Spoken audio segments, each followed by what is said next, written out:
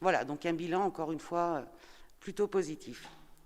Donc, Merci. compte tenu de ces éléments, il vous est demandé d'émettre un avis favorable. Merci. Y a-t-il d'autres questions? Je vois une main qui se lève, c'est M. Besson. C'est ça.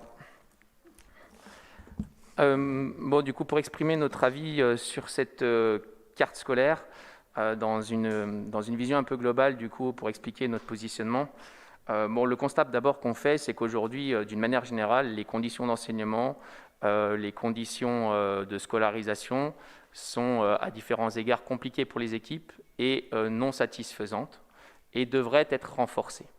À partir de là, se pose la question de savoir si elles le sont suffisamment ou si on se contente d'un existant. Nous, dans notre position, on se dit qu'aujourd'hui, via cette carte scolaire, nous avons l'opportunité de montrer publiquement et à l'éducation nationale que nous ne satisfaisons pas de cet existant. À raison des difficultés qu'il peut y avoir, à raison de difficultés qu'il peut y avoir dans une école importante qui a été fusionnée, comme l'école Clermont, où il y a de nombreuses classes, où malgré une moyenne qui va peut-être être autour de, Madame Dufossé, vous préciserez, je ne sais plus, c'est 22 ou 23, quelque chose comme ça, fait qu'il y aura quand même un certain nombre de classes, peut-être à peu près la moitié, autour de 25, 26 élèves, et aussi sur des niveaux CP, des niveaux qui sont importants, avec des classes qui frôlent les 20. Et de notre point de vue, la nécessité de maintenir les moyens existants, y compris dans cette école-là, est importante. Et on devrait justement envoyer ce signal-là, puisque aujourd'hui, le fonctionnement de l'éducation nationale conduit à ce que dans le cadre de la carte scolaire, ils attribuent des postes au niveau départemental, en fonction de limites budgétaires qu'ils donnent, et au final, ensuite, c'est à répartir en fonction des communes.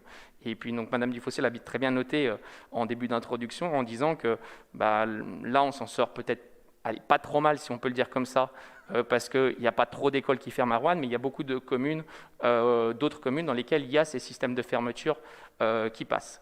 Et donc aujourd'hui, on se dit, du coup, on est en train de voter une carte scolaire dans laquelle on se dit, c'est peut-être le raisonnement qui est là, Roanne s'en sort, donc peu importe le nombre de postes qui restent ailleurs ou qui a enlevé ailleurs, puisque chez nous, cette année, ça passe. Voilà, ça passe dans un contexte où c'est maintenu et où on va récupérer un poste à Wilson qui avait été mis en poste provisoire l'année dernière, et puis un autre poste supplémentaire, et voilà, on perd ce poste à Wilson.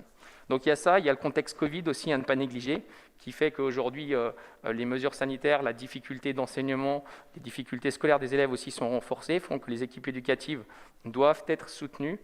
Et pour toutes ces raisons-là, auxquelles s'ajoute la question des enseignants remplaçants, qui sont pas assez nombreux, la question des enseignants en direction déchargée, qui vont concerner quelques enseignants, quelques écoles dans le département, mais il y a quand même une majorité de directions, et peut-être aussi sur Roanne d'ailleurs, qui ne seront pas impactés et soulagés par cette nouvelle mesure.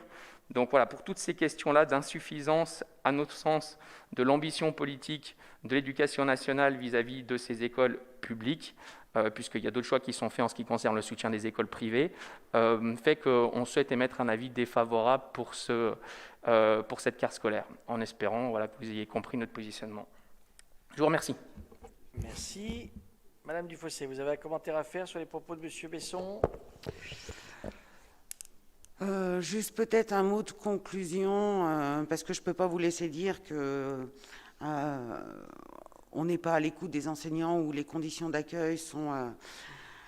Faites le tour des directeurs et des directrices d'école. Moi, j'ai une phrase dans la tête qui m'a été répétée plusieurs fois. Madame Dufossé, j'ai été dans plusieurs communes avant d'être dans la vôtre. Pour rien au monde, je ne partirai ailleurs. Et l'ancien directeur académique nous a dit que dans nos écoles, c'était un accueil 5 étoiles. On fait le mieux possible avec ce qu'on nous donne. Alors, Monsieur Besson. C'est beau, hein. C'est beau. Après, effectivement, nous, on n'a pas tout à fait les mêmes sons de cloche ou peut-être pas les mêmes témoignages. Dans les écoles de Roanne, c'est un milieu qu'on fréquente quand même un petit peu pour voir que les conditions quand même sont difficiles, que les publics sont difficiles aussi et font un contexte qui malheureusement nécessitent des moyens supplémentaires. On s'appuie aussi sur l'expertise pour avoir ce positionnement et cette analyse de la difficulté qu'il y a dans le monde enseignant, sur les représentants, les élus représentants des instituteurs au niveau départemental, qui aussi, en dénonçant justement ces difficultés, ces moyens insuffisants, ont rejeté cette carte scolaire pour ces mêmes raisons. Donc voilà, on est aussi à l'écoute des témoignages qu'il y a dans l'école tout simplement. Merci. Oui. Si je peux me permettre, Monsieur Besson, si vous prenez comme référence les prises de position du SNUP ou de l'UNSA, enfin, des syndicats en général, il est évident que vous n'aurez jamais un satisfait site. J'ai jamais vu un syndicat satisfait de la politique gouvernementale en matière d'effectifs dans la fonction publique de l'éducation nationale. Jamais. Donc, effectivement, si on écoute qu'un son de cloche, on a effectivement dans la tête qu'un son de cloche. Il me semble que nous entendons plusieurs sons de cloche à la fois qui nous laissent penser que dans un contexte contraint, sur lequel nous avons une prise extrêmement réduite, nous sommes pas mal traités. Et parce que justement, nous travaillons en confiance avec l'inspection d'académie, quels que soient les inspecteurs d'académie qui se succèdent. Ceux qui engagent, moi j'ai des souvenirs en étant dans l'opposition ici dans cette commune, d'avoir eu des bras de fer qui étaient voulus par la municipalité, on votait contre, on n'obtenait rien du tout. Donc à force de faire des bras de fer avec des gens qui de toute façon décideront quoi que vous ayez comme avis, je veux dire, on se bat contre des moulins et on n'est utile à rien.